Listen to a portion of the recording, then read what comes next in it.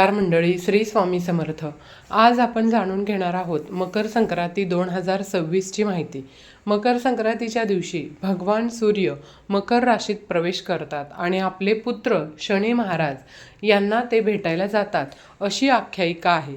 मकर संक्रांतीपासून उत्तरायण सुरू होत असतं, म्हणजेच देवांचा दिवस सुरू होतो. या मकर संक्रांतीच्या दिवसापासून सूर्याचं उत्तरायण सुरू होतं आणि याच उत्तरायणाच्या काळामध्ये अतिशय शुभ हा काळ मानला जातो. आपल्या जीवनातील अंधकार नष्ट करणारा असा हा दिवस आहे. त्यामुळंच मकर संक्रांतीच्या पुण्य काळामध्ये जप, तप, दान अवश्य करावं. यंदा 2026मध्ये मकर संक्रांती कधी येणार आहे, मकर संक्रांतीचं वाहन काय आहे, मकर संक्रांती कशावर बसून येणार आहे, तसंच मकर संक्रांती कोणत्या रंगावर आलेली आहे आणि कोणत्या दिशेने जात आहे, पुण्यकाळ कोणता, मकर संक्रांतीचे संपूर्ण फळ, नक्षत्र कोणतं, या दिवशी कोणतं दान करावं, ही सगळी माहिती आपण आजच्या या व्हिडिओमध्ये जाणून घेणार आहोत. त्यासाठी व्हिडिओ संपूर्ण पहा. आपल्या हिंदू धर्मामध्ये मकर संक्रांतीला फार महत्त्व आहे. जेव्हा सूर्य मकर राशीत प्रवेश करतो त्या शुभयोगाला मकर संक्रांत असं म्हणतो. तर मकर संक्रांत हा सण आपण अगदी आनंदाने साजरा करत असतो बघा. मकर संक्रांत हा सण नेहमी आपण पाहत आलो की 14 जानेवारीला येतो किंवा मग कदाचित 15 जानेवारीला येतो, असं क्वचित कधीतरी घडत असतं. 14 जानेवारी 2026 रोजी संक्रांत आलेली आहे. खूप दिवसानंतर असा योग आला आहे की याच दिवशी षटतिला एकादशी देखील आहे. अतिशय शुभ अशी तिथी आहे. एकादशी आणि मकर संक्रांती एकत्रित आपण साजरी करणार आहोत. तर शके 1947 पौष कृष्ण 11 दिनांक 11 बुधवारी 24 जानेवारी 2026 रोजी दुपारी ठीक 3:06 सूर्य मकर राशीत प्रवेश करतो.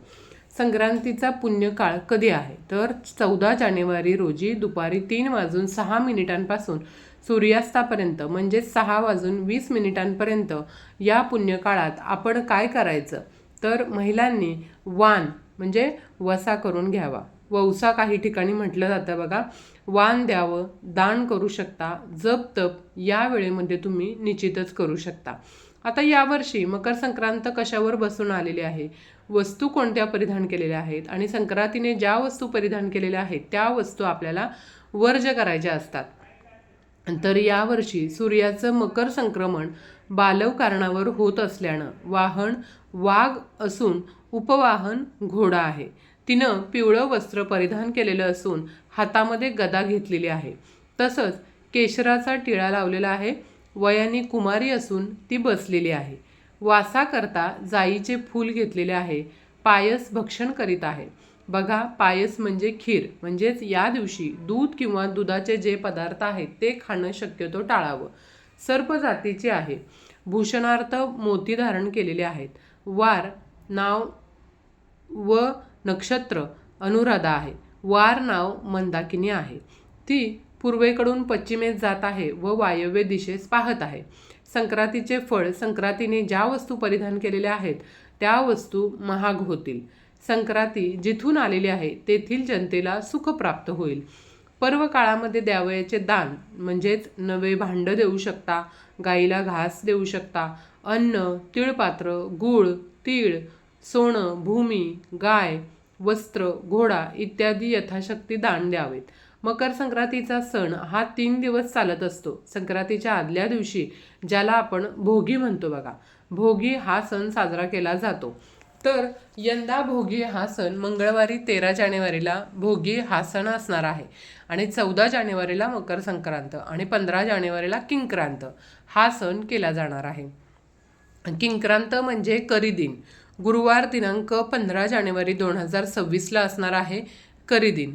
अशा प्रकारे 3 दिवसाचं वेगळं असं महत्त्व आहे. आपल्याकडं 3 दिवस अगदी छान आणि उत्साहानं मकर संक्रांतीचा सण साजरा केला जातो.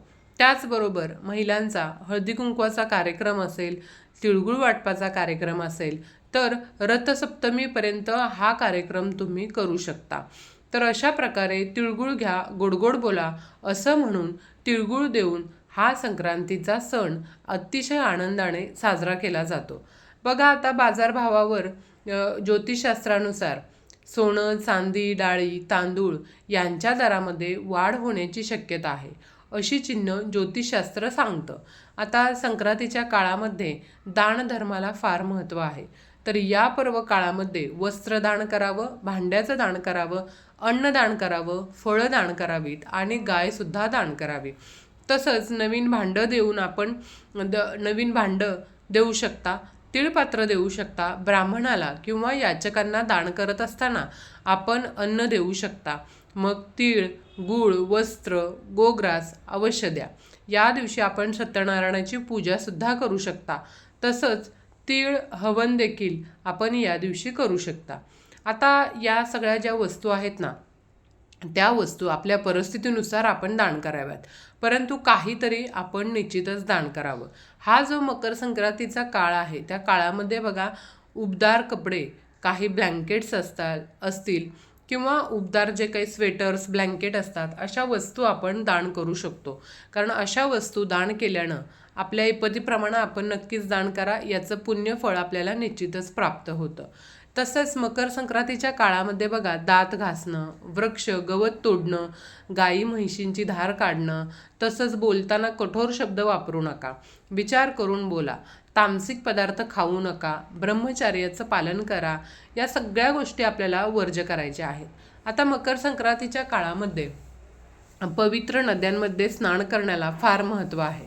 त्यासाठी आपण घरामध्ये आपल्या आंघोळीच्या पाण्यामध्ये असणारं गंगाजल, एक झाकण गंगाजल त्यामध्ये टाकून आंघोळ करू शकता.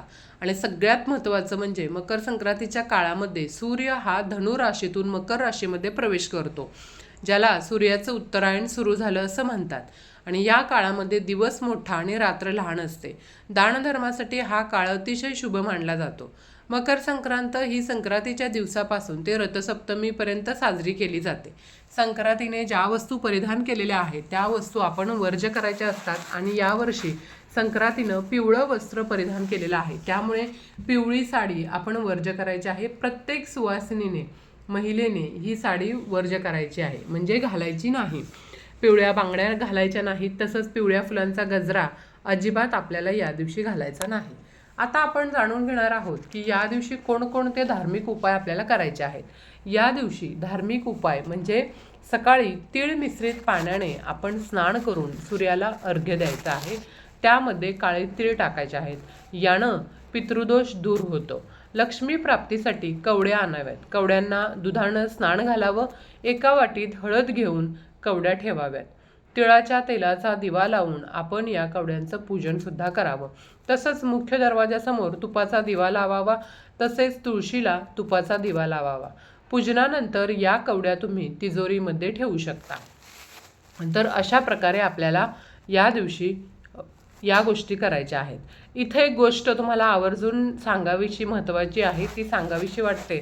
तर बघा, यावर्षी 2 पंचांगात वेगवेगळी माहिती आहे. म्हणजे चिंतामणी पंचांगाच्या आधारे जर माहिती पाहिली तर दोन्ही पंचांगातली माहिती सेम आहे, पण फक्त चिंतामणी पंचांगामध्ये काळा रंग वर्ज्य सांगितलेला आहे आणि आपल्या कॅलेंडरमध्ये तसेच दुसऱ्या पंचांगात पिवळा रंग वर्ज्य सांगितलेला आहे. तसं पाहिलं तर गेल्या वर्षी देखील पिवळा रंगच वर्ज्य केलेला होता. बघा, पिवळा रंगच परिधान करू नका असं सांगितलं होतं. तर अशा पद्धतीने यावर्षीची मकर संक्रांतीला या शुभतिथींचा आपण सदुपयोग करा आणि या दिवशी भगवान सूर्यांची, भगवान विष्णूंची सेवा करा. आपल्या जीवनातील अंधकार निश्चितच नष्ट होईल. तसंच आपल्या जीवनामध्ये सकारात्मक बदल घडून येतील.